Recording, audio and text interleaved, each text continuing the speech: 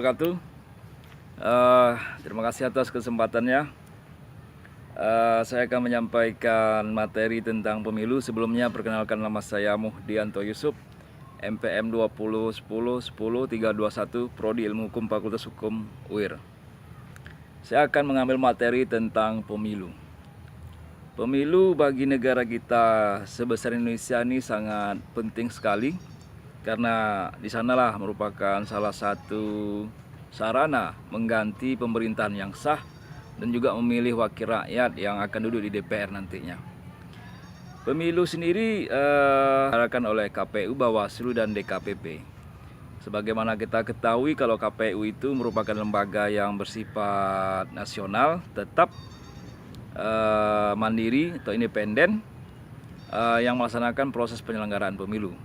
Sedangkan Bawaslu merupakan lembaga yang mengawasi penyelenggaraan pemilu.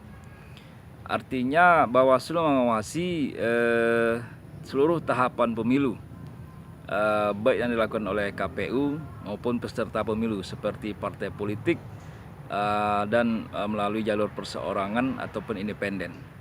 Sedangkan Dewan DKPP berfungsi sebagai lembaga peradilan yang mengadili dugaan pelanggaran kode etik yang dilakukan oleh anggota KPU dan Bawaslu. Jadi di sini tersangkanya adalah KPU dan Bawaslu itu sendiri. Keputusan DKPP ini bersifat final, mengikat, dan menjadi acuan bagi lembaga negara lainnya. Saya akan urai sedikit bagaimana sebenarnya dari fungsi dari KPU itu sendiri. KPU ini sendiri terdiri dari berbagai tingkatan, mulai dari KPU pusat, KPU provinsi, KPU kabupaten kota, ada juga namanya panitia pemilihan kecamatan atau PPK, ada juga namanya kelompok penyelenggara pemilu atau KPPS, dan begitu juga dengan Bawaslu. Bawaslu ini juga ada di tingkat nasional, provinsi, kabupaten kota, dan ada namanya panitia pengawas kecamatan atau Panwascam. Itu juga sampai ke tingkat desa maupun kelurahan. Sebenarnya apa menjadi perbedaan dari kedua lembaga penyelenggaraan pemilu ini? Tentu saja dari fungsi mereka.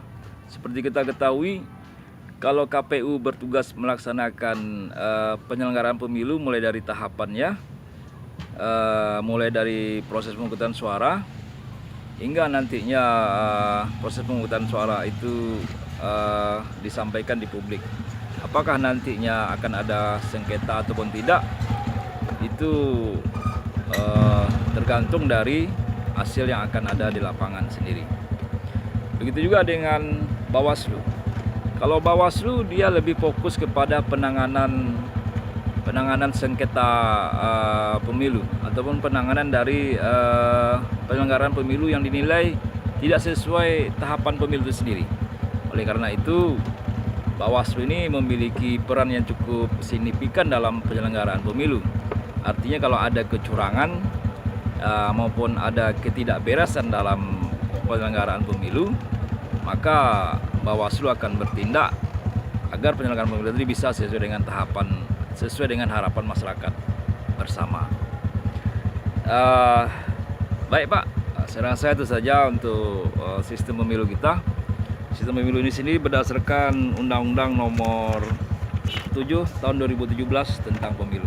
Demikian presentasi dari saya. Lebih dan kurang mohon maaf. Assalamualaikum warahmatullahi wabarakatuh.